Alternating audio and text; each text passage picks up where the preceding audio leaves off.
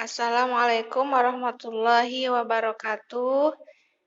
Kita bertemu kembali di pelajaran biologi kelas 12. Kali ini kita akan mempelajari materi genetik. Kita mulai pelajaran kali ini dengan membaca basmalah bersama-sama. Bismillahirrahmanirrahim.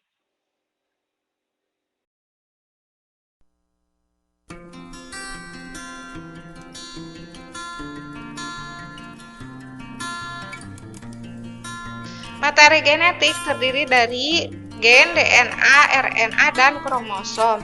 Untuk pertemuan kali ini kita akan membahas gen, DNA, dan RNA saja. Untuk kromosom kita akan bahas di pertemuan selanjutnya. Nah, apa itu gen? Gen itu substansi pembawa materi genetik yang diwariskan dari induk ke keturunannya. Ada dua, yaitu DNA dan RNA.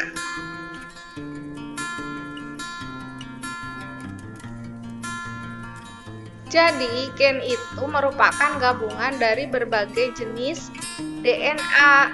Kemudian, gen-gen akan bergabung untuk membentuk kromosom.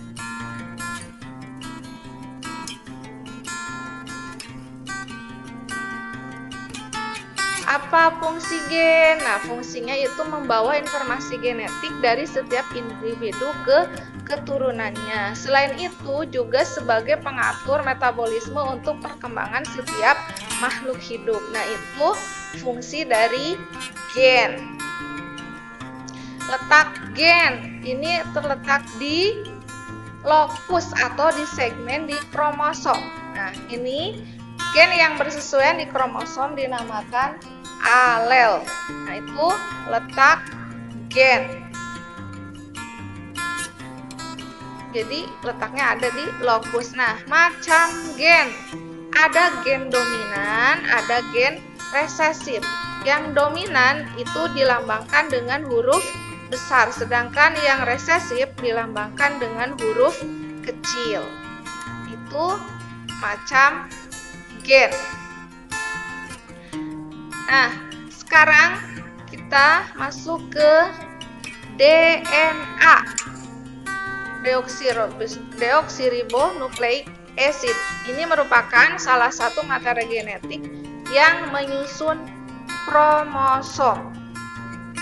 DNA, deoksiribonukleik acid atau asam deoksiribosa.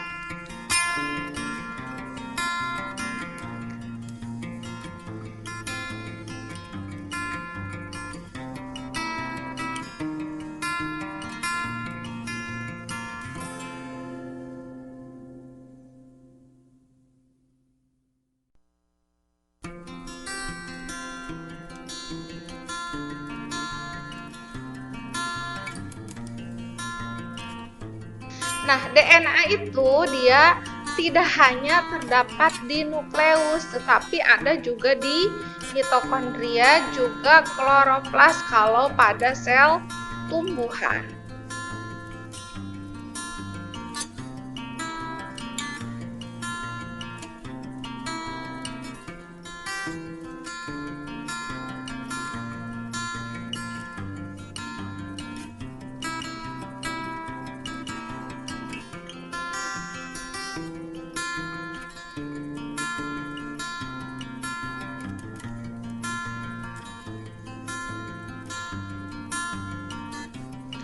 DNA tersusun dari polinukleotida. Satu nukleotida tersusun dari gula deoksiribosa, basa nitrogen yang tersusun dari purin dan pirimidin, juga ada gugus fosfat.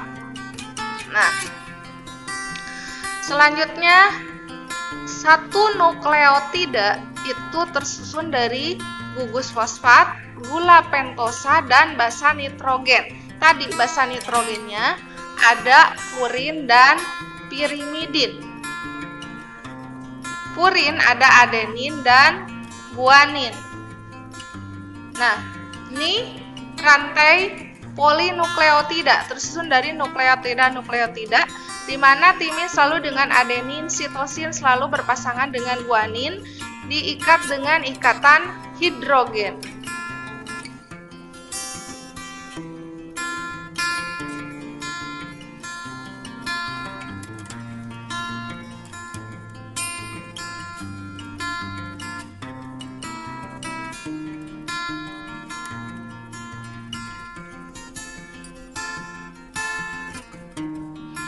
Replikasi atau penggandaan DNA ada 3, konservatif, semi-konservatif, dan dispersif.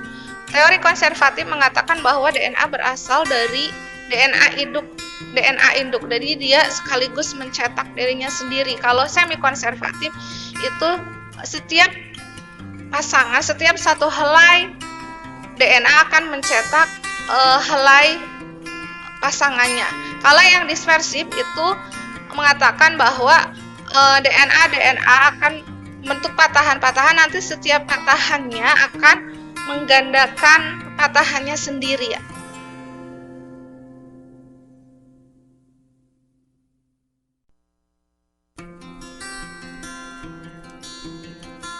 Selanjutnya RNA atau ribonucleic acid. Ini sama dengan DNA, bedanya hanya satu helai dan basa nitrogennya yang pirimidin, ada urasil.